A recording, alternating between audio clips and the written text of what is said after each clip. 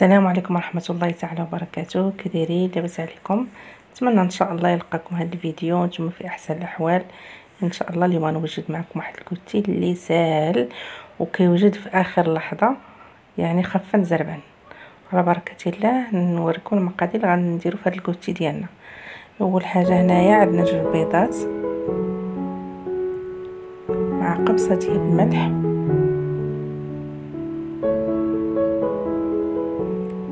خلطوهم مزيان. درنا معهم هنا واحد الفاني،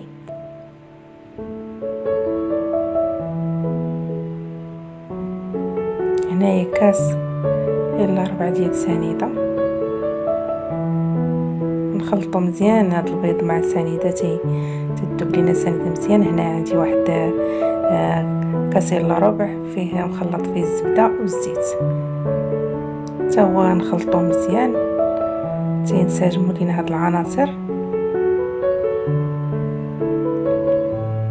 هنا غنحيد الفوي وغنخدم بيدي، هنا غنضيف شويه الطحين ومن بعد الخماره.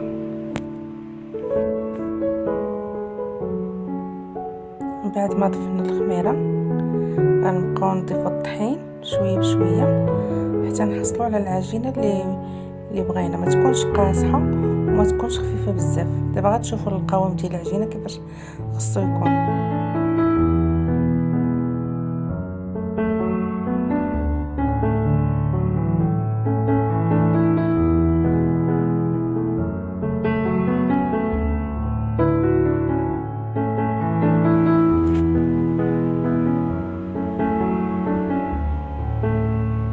هذا هو القوام ديال العجين اللي خصها تكون، ما كتكونش قاصحه وما تكونش رطبه. هذا هو القوام ديال كما كتشوفوا. العجينه غنقسموها على 2.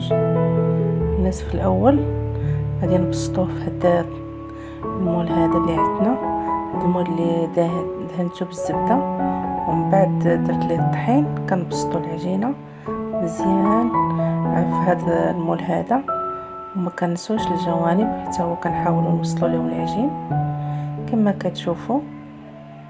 كنطلقوه مزيان مزيان بهذه الطريقه، ما تكونش طبقه تكون غليظه، تكون كما كتشوفوا رقيقه هكا باش ما تجينا العجينه غليظه، لحقاش راه مازال غتنفخ حيت باقي فيها الخميره.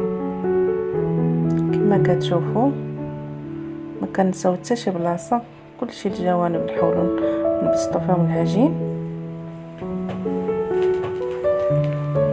بعد ما بسطنا العجينه في المول، هنا عندي كونفيتير ديال المشماش.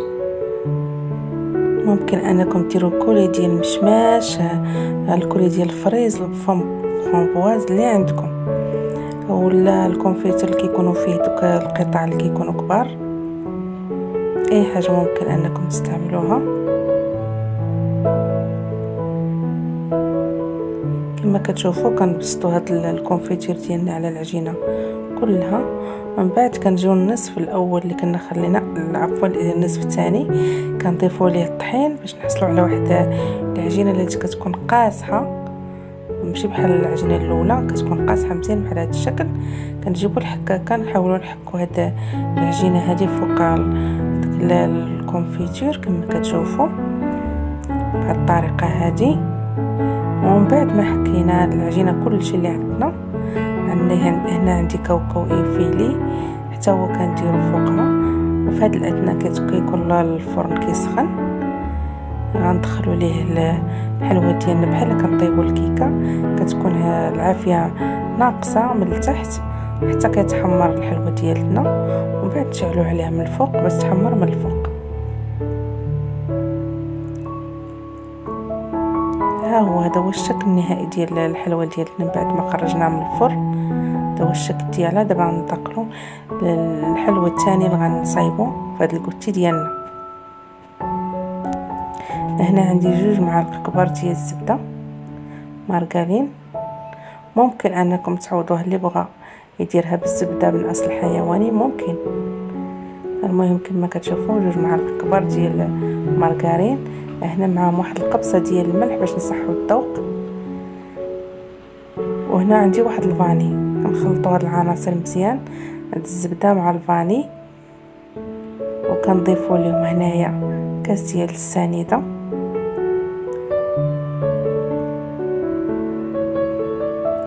كنحاولوا نخلطوا الزبده مع السنيده مزيان حتى كينسجموا لينا مزيان. كنحاولوا ديك السنيده تذوب لينا شويه مع الزبده.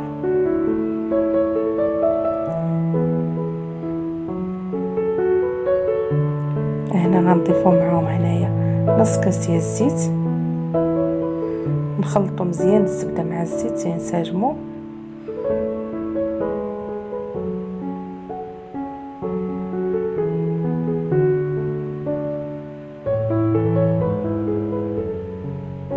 هنا غنضيفوا كاس الا ربع ديال الماء. هاد الماء المهم هاد الكاس كان فيه الزيت هو اللي عبرت فيه الماء. كنحاولوا نخلطوا مزيان. هاد المرحله هذه ضروري تركزوا فيها، نحاولوا نخلطوا مزيان حتى ما يبقاش باين لينا الماء. داك الماء ينسجم مع الزبده والسنيده مع دوك العناصر كلشي، يعني ما كيبقاش الماء بوحدو والزبده بوحدها. دابا غتشوفوا الشكل ديالو، هذا هو الشكل ديالو، كتولي بحال شي كريمه. هنا عندي 2 معالق كبار ديال العسل. هاد العسل كان عندي انا مجمد، المهم واخا عذبني شويه في الخدمه ولكن بقيت معاه كنخلطو مزيان حتى داب ليا، ما بقاوش فيه دوك التكتلات.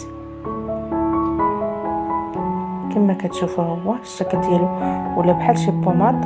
هنا غنضيفو طحين شويه بشويه، غنضيفو هنا 2 خمارات.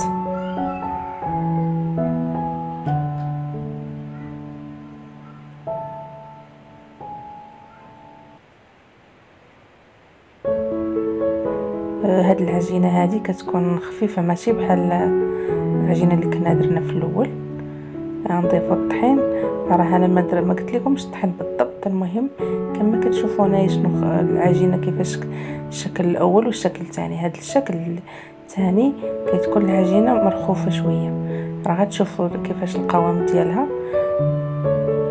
كما قلت لكم غنضيفوا الطحين شويه بشويه حتى نحصلوا على القوام اللي بغينا. هذا هو القوام اللي حصلنا عليه، راه غادي نوريه لكم كيفاش خصو يكون. كما كتشوفوا شتي هذا هو القوام اللي خصنا تكون عليه عجين.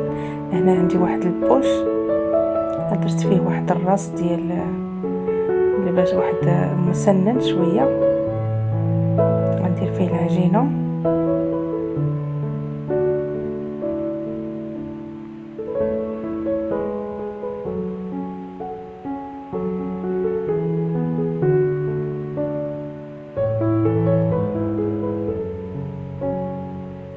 المهم هزيت هنا العجينه غير بيدي، تضحكوا عليا راه ما كتعذبش هاد العجينه هذه كما كتشوفوا، وما واخا ما كتلصقش في اليدين بزاف. وكنحاولوا نشكلوا هذا الشكل الدائري. المهم الا كان ما مصايبش مزيان كنحاولوا نقادوه بيدينا بحال هذا الشكل. كنستمروا بهذه الطريقه حتى كنكملوا العجينه كلشي اللي عندنا وندخلوها الفران. العافيه اللي تكون ناقصه تكون العافيه عليها من التحت تحمر مزيان وطيب.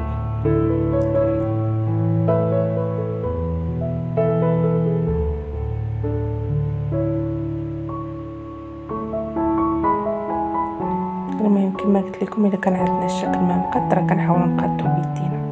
المهم هذا هو الشكل النهائي ديال الحلوه اللي درنا اليوم. قلتي الحلوه هنا راه درت لها شويه ديال السكر كلاصي من الفوق زينتها به. وهذا هما الاشكال اللي صايبنا اليوم. نتمنى ان شاء الله يعجبوكم وتجربوهم. وراه كما قلت لكم في بدايه الفيديو راه اسهل واسرع قلتي ممكن انكم توجدوا، ما كيشدش الوقت بزاف وما فيش يعني ما فيش تماره بزاف. نتمنى كما قلت لكم تجربوه ويعجبكم، والى اللقاء في فيديوهات قادمه ان شاء الله. مع السلامه.